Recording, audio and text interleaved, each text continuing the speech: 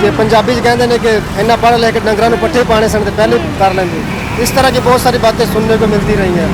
ये बस मजबूरी की हालत में हमने ये एक छोटा सा कारोबार स्टार्ट किया। मैं बेसिकली भावलनगर रहने वाला हूँ। मैं पहले सोचता था कि कोई MSc करने के बाद लेक्चरर लगूंगा किसी कॉलेज में या टीचर की जॉब मिलेगी, लेकिन ऐसा हुआ नहीं। इधर पहले मैं दिहाड़ी पे काम करता हूँ 800 रुपये पे। तकरीबन 3 माह पहले मैं इधर आया था, तो अभी थोड़ा दिन हुए मैंने अपना सामान लगाया थोड़ा सा। जमात इस्लामी का लंगर खाना है माशाल्लाह, उधर से भी हम खा लेते हैं। कभी जेब में पैसे कम हो तो वो 30 रुपये लेते हैं टोकन की। गवर्नमेंट को चाहिए कि अपने नौजवानों के लिए कुछ सोचे। बिस्मिल्लाहिर्रहमानिर्रहीम। अस्सलाम वालेकुम नाज़रीन, आप देख रहे हैं 94 न्यूज़ और मैं हूँ मरियम अली। इस वक्त मैं मौजूद हूँ मुल्तान के ऐसे रोड पे जहाँ एक रेडी है जिस पे लिखा हुआ है 16 बड़ा फ्रूट वाला। जी हाँ नाज़रीन, आपने बिल्कुल सही सुना और देख भी सकते हैं। एक शख्स मोहम्मद शाहिद जिसने MSc मैथमेटिक्स में की, उसको जॉब ना मिलने की वजह से उसने एक रेडी पे सेब लगाकर अपना बुरा वक्त गुजारना चाहा और अपने इस टाइम को गुजार के अपना कारोबार और थोड़े पैसे कमाना चाहे।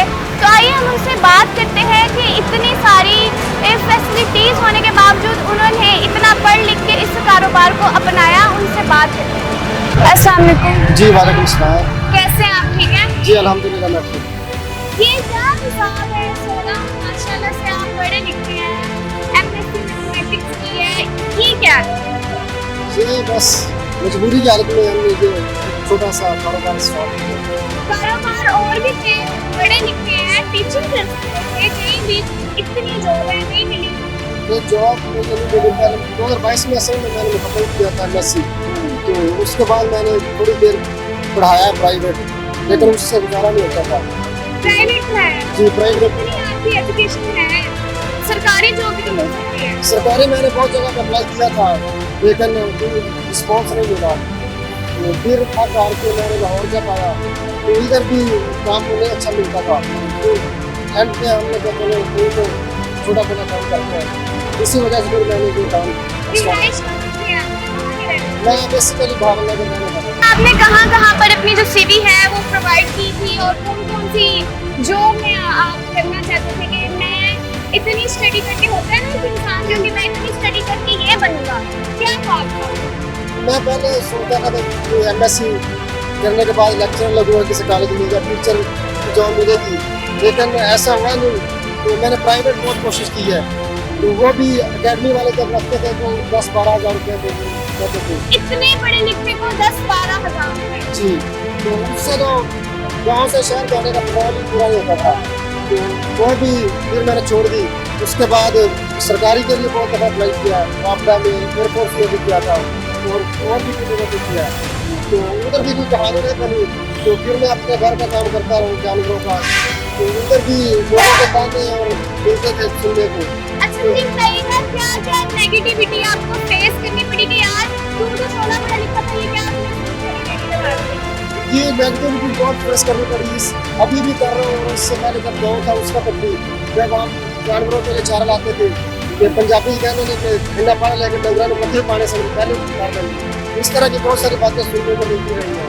तो अब इधर भी आके भी दोस्तों को फोन आते हैं या रिश्तेदारों के फोन को वो घर वालों को करते हैं कि वो कौन सा काम है जो कर रहा है, तो उसका कोई फायदा नहीं है। इस तरह की बातें सुनने पड़ती है घर वालों को भी, मुझे भी फेस कर रहे हैं। तो मुझे ये बताइएगा कि टीचिंग के इदारे से हट के पढ़े लिखे हो, इंग्लिश भी इंसान बोल सकता है, माशाल्लाह 16 पढ़े हैं, कोई कॉल सेंटर कोई और इदारा कहीं भी कि यहाँ से आपको ज़्यादा प्रॉफिट की बात नहीं है। इधर पहले मैं दिहाड़ी पे काम करता हूँ 800 रुपये, तो ये 3 माह पहले मैं इधर आया था, तो अभी थोड़ा दिन हुआ मैंने अपना सामान लगाया थोड़ा सा।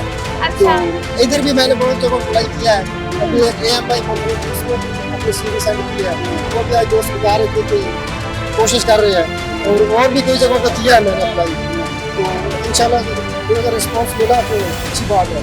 अकेडमी में भी है, कई अकेडमी में अप्लाई किया है, अगर कोई जॉब मिली तो अच्छा मुझे ये बताओ कि दिहाड़ी का कितना कमा लेते हो? इधर भी पहले तो दिहाड़ी होती है, हम 800 रुपये में काम करते थे। अब अपना लेके आए सामान, तो फिलहाल 2000 ही बच जाता है, 1500 रुपये जो है दिहाड़ी का। लेकिन अब तो दिन होते हैं थोड़ा सा काम करो, लेट्स सी क्या होता है। इन फ्यूचर क्या सोचना है? ये रेडी नहीं इंशाल्लाह अगर कुछ काम मिले तो जरूर करेंगे, और अगर यही करना पड़ा तो इंशाल्लाह इसको भी अच्छे तरीके से करेंगे।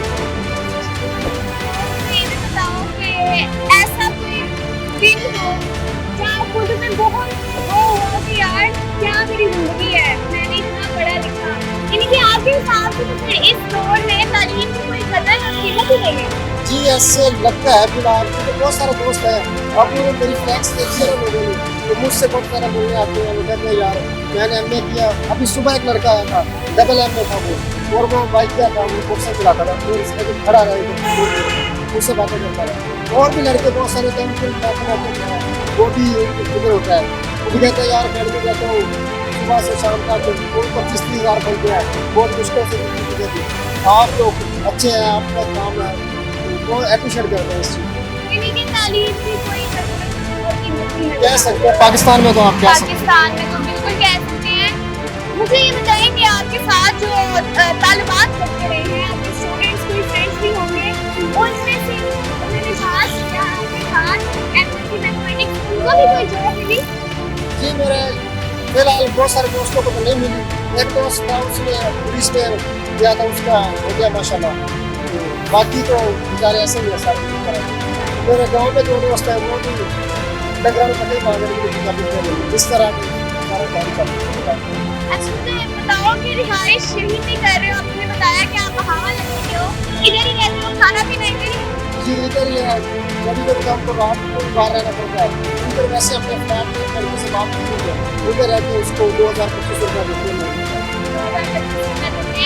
तो जितना आपने बताया कि मैं कितने बदनाम होगा, कभी ऐसा हो ना दिहाड़ी लगी हो, खाना कैसे खाए हो, खाना ना खाए हो, कभी ऐसा कोई जी ऐसे खाने ना खाने वाली बात ऐसे है, इधर हमारी जमात इस्लामी का लंगर होता है माशाल्लाह, उधर से उधर खा लेते हैं। कभी जेब में पैसे कम हो तो 30 रुपये लेते हैं, और बाकी दिहाड़ी कभी नुकसान भी हो जाता है इस काम में। अभी मुझे लग रहा है कि इसमें नुकसान होगा, क्योंकि ये कम का लिया और अभी बिक नहीं रहे, दिख नहीं रहा, मौसम भी जा रहा है। हाँ, उसकी हालत अब चेंज होने लगी है। तो माँ है जो आपकी, वो उसी गाँव में रहती है, वो क्या कहती है आपसे कि यार क्या करते हैं? जी घर वाले कि परेशान। उनसे झूठ बोलते हैं कि नहीं वो सही चल रहा है, ताकि वो परेशान हो। जी आज अभी मैं आप आए तो बात कर रहा था, गाड़ी का कॉल कर रहा था, तो उन्होंने कहा कि अपना काम किया है तो इंशाल्लाह प्रॉफिट होगा, कोई बात नहीं है। तो अभी नुकसान भी अगर हो गया फर्ज करें तो उनको तो हमने प्रॉफिट दिखाना है, ठीक है काम। वैसे वो नाराज है कि इस तरह का काम नहीं करना था आपने, हमें लोग बातें करते हैं, लेकिन मैंने कहा ये तो ठीक है।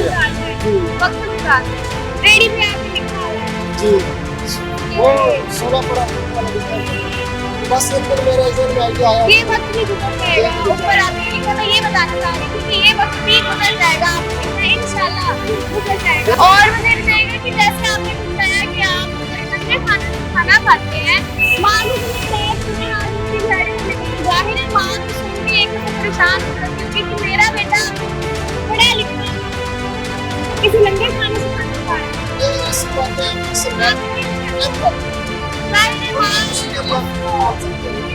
माँ मैंने तो कढ़ाई खाई है, कौवा खाया है। ऐसे करते हैं, उनको पता नहीं अच्छा खाने मिले और मस्ती है, अच्छा खाने मिल जाते हैं, अच्छी रहायश है। ये दिल को तकलीफ है। कोई गवर्नमेंट के लिए मैसेज देना चाहेंगे पढ़े लिखे हीरो के लिए जिन्होंने इतनी डिग्रियां हासिल की और सड़कों पे उन्हें जॉब नहीं दे रहा, नहीं प्रोवाइड नहीं कर रहा, उसके लिए कोई मैसेज देना चाहेंगे आप?